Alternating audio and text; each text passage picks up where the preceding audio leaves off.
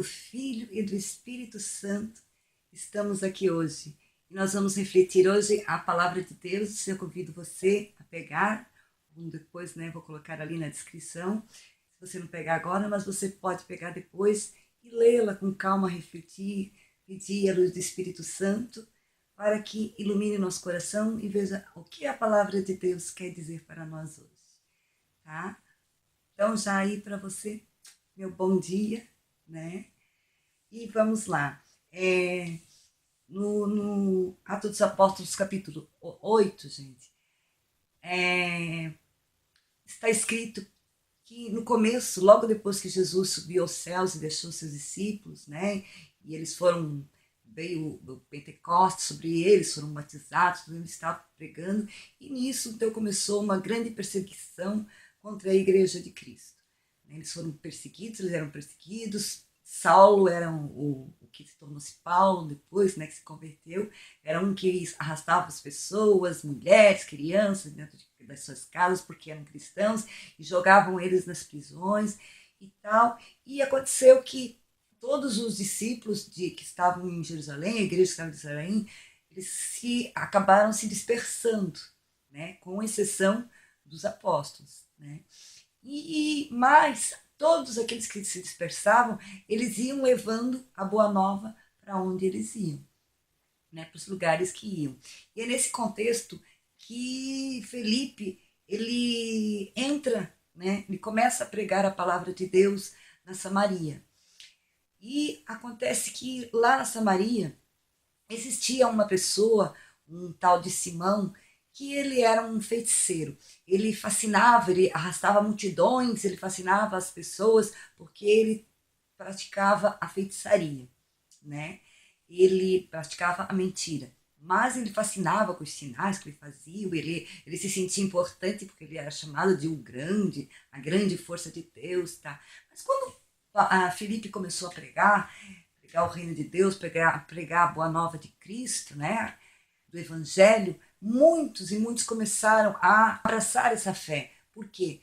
Porque Jesus disse, né? Vocês receberão o Espírito Santo e serão minhas testemunhas. Eles receberam o Espírito Santo no Pentecostes, a força do Espírito Santo, e começaram a pregar. E Jesus disse que os sinais que acompanhariam quem era cristão de verdade, quem era de Jesus Cristo, porque os sinais acompanhariam eles.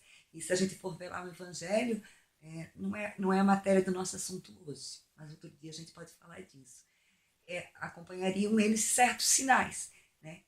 Realizariam curas, né? Fariam os mesmos milagres, como Jesus disse, que ele fez, e ainda maiores. E assim os discípulos faziam. Durante a pregação de Felipe, começavam a aparecer os sinais, começavam as pessoas a ser curadas, espíritos davam gritos e saíam, pessoas a ser libertadas. Acontecia muitos prodígios quando Felipe estava pregando.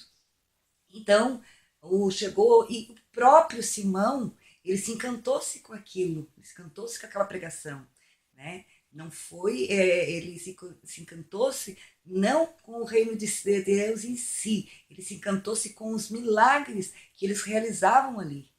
Ele ficou encantado, então ele abraçou a fé, não por causa da boa nova de Cristo, que era a salvação, porque os milagres em si não eram nada mais para que confirmar, né, a pregação, a palavra de Deus, a boa nova, né? É para isso que existiam os sinais. Os sinais não vêm para nós mesmos, o sinal vem para confirmar a graça de Deus, confirmar os discípulos, confirmar a pregação dos discípulos. E ele, o Simão, abraçou essa fé junto com Filipe, mas por causa dos sinais. Então os discípulos, os apóstolos que estavam em Jerusalém, ficaram sabendo e enviaram para lá Pedro e João para ir até lá. E lá, Pedro e João, então, viram que eles não tinham recebido o Espírito Santo ainda, eles tinham sido só batizados pelas águas, né, no batismo da água, mas não tinham recebido o batismo que Jesus disse que seria um outro batismo, seria batizado em Espírito Santo. Foi São João Batista que disse isso, que disse: eu batizo com água, mas vai vir aquele que batizará a vós com o Espírito de fogo, né? Esse Espírito que é capaz, então, nos converter, não só nos converter, porque a gente se converte a essa fé, mas a gente, por nós mesmos, como a gente já tem falado desde o começo do nosso setembro para Jesus, nós somos fracos e a gente não consegue, então, colocar em prática o Evangelho. Então, vem a promessa de Jesus ao nosso auxílio, que é o Espírito Santo. Então, quando os apóstolos Pedro e João impuseram as mãos, as pessoas ali começaram a receber o Espírito Santo. Simão ficou fascinado com aquilo, ele vendo que o Espírito Santo vinha através do poder das mãos, da imposição das mãos dos discípulos. Ele foi até eles e disse, né, fez uma proposta, que ele também queria aquele poder. Ele queria ter aquele poder de botar as mãos das pessoas, né, e de batizar eles Espírito Santo. E ele não tinha entendido nada, fez essa proposta de dar dinheiro. Então Pedro repreende. E nós vamos então ler o que Pedro diz lá no versículo 18. Simão viu que o Espírito era comunicado pela imposição das mãos dos apóstolos. Ofereceu-lhes então dinheiro e disse: dai-me também a mim este poder, para que aqueles quem eu impuser as mãos recebam o Espírito Santo. Pedro, porém, respondeu: que teu dinheiro vá contigo à perdição. Pensas que podes adquirir o dom de Deus por dinheiro? Não te cabe parte alguma neste assunto, pois teu coração não é reto diante de Deus. Converte-te desta tua maldade e suplica ao Senhor que ele te perdoe esse pensamento no teu coração. Então, Simão caiu em si, né, aquele feiticeiro, e rogou aos discípulos que rogassem por ele, que pedisse para eles que não acontecesse com ele aquilo que ele estava falando. Ele ia perecer junto com o dinheiro dele, mas que ele se salva, né, que realmente, então, Deus desse para ele um coração reto. E então, eles deram então solene testemunho e proferiram a palavra do Senhor, voltando para Jerusalém, anunciavam a boa nova. Então houve também a conversão do Simão lá, que não tinha entendido nada, né? Nós não entendemos, muitas vezes as pessoas não entendem o sentido que é, né? Como eu já falei para vocês, nós estávamos falando num outro vídeo sobre a oração. Quando nós vamos a Deus, qual é a nossa intenção? Por que nós vamos, né? Por que Jesus fazia os milagres? Ele sempre tinha um porquê. Cada milagre que Jesus fazia lá, era curar o cego, era um milagre porque ele mandou dizer que para João que estava acontecendo tudo aquilo como testemunho dele, né? Mas ele tinha uma função. A cada um tinha uma função de salvação, para que a pessoa entendesse, compreendesse a salvação. Cada um, se a gente for ver os milagres, ela tem uma mensagem de salvação. Sempre, sempre. Não é um milagre por milagre, né? Jesus não veio, toda vez que o povo se maravilhava e queriam fazer ele rei, ele se afastava, ele ia para o deserto rezar, porque o reino dele, o que ele pregava, não era para este mundo, não é para aqui. E assim, Simão também ofereceu dinheiro pensando que ele podia comprar, que ele podia. A mentalidade dele estava neste mundo daqui. E as coisas de Deus não são para esse mundo. O dom de Deus é de graça, ele vem nos ajudar, é uma graça, e é de graça, e sempre para o serviço de Deus. Sempre, sempre, sempre. Né? Então nós vemos aqui. E assim o Espírito Santo vem, a promessa de Deus vem para a nossa conversão, para a nossa salvação. Sempre, gente. Sempre. O Espírito Santo não vem para outra coisa. Não há milagres, não há curas que não seja para a nossa salvação. Tem lá em 2 Reis, né? No segundo livro de Reis, no capítulo 6, e fala aqui que o rei Arã ele estava numa guerra deliberada contra Israel. Né? A gente sabe Israel, o povo de Deus. Estava uma guerra deliberada contra Israel. E ele então começou a deliberar com seus oficiais para fazer emboscadas para poder capturar, para poder se apossar, né, tomar conta de Israel, dos bens de Israel, da terra e de tudo mais. Então, só que existia lá em Israel, nesse tempo, um grande profeta, que era chamado, aqui a Bíblia fala, a palavra de Deus chama ele de o homem de Deus. O nome dele era Eliseu. Então, cada vez que o rei se reunia com os seus oficiais e ele planejava, né, uma emboscada, lá em Israel o Espírito Santo avisava para Eliseu, e Eliseu, através do Espírito Santo, avisava o rei: ó, cuidado, não passa por esse lugar, porque este lugar tem uma emboscada. E isso a Bíblia fala aqui, né, a palavra fala aqui, que muitas e muitas vezes. E o rei começou a ficar indignado com isso. Mas que coisa! Quem é de nós aqui que está traindo? Aqui dentro tem algum traidor, não é possível? Cada vez que a gente vai fazer uma emboscada, eles sabem, eles se desviam daquele lugar, eles não passam por aquele lugar. Como é que não está acontecendo? O nosso planejado não está dando certo. Aí veio uma pessoa e disse assim para ele: não, rei, você está enganado. Acontece que lá no meio de Israel existe um grande profeta, um grande homem, né, chamado Eliseu. E ele, então, lá dentro do seu quarto, ele recebe a inspiração lá do Deus deles, e ele vai e fala para o rei de Israel: cuidado, não passe por aqui que vão estar, e fica e avisa. Então o rei lá de Arã, ele ficou indignado e disse assim: não, então nós vamos atrás desse Eliseu, vamos capturar. Se é ele, então nós vamos atrás dele. E assim eles partiram atrás lá de Eliseu.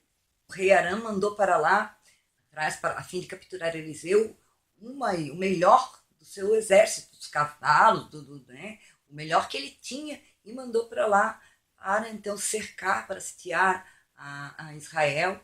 E quando ao amanhecer, o criado de Eliseu, né, que andava, que ajudava ele, era um ajudante de Eliseu, ele levantou-se, ele ficou apavorado, que ele olhou aquele exército todo lá, numeroso, né, e ele veio e disse a Eliseu: Senhor, e agora? O que faremos? Então, o que faremos? Nós vamos ler juntos, nós vamos ver lá na carta, no livro de Reis, né, como nós já estamos vendo, o que Eliseu falou para o criado dele. Ele respondeu: não tenhais medo. Os que estão conosco são em maior número do que os que estão com eles. O criado, ele não conseguia ver, porque era uma coisa sobrenatural.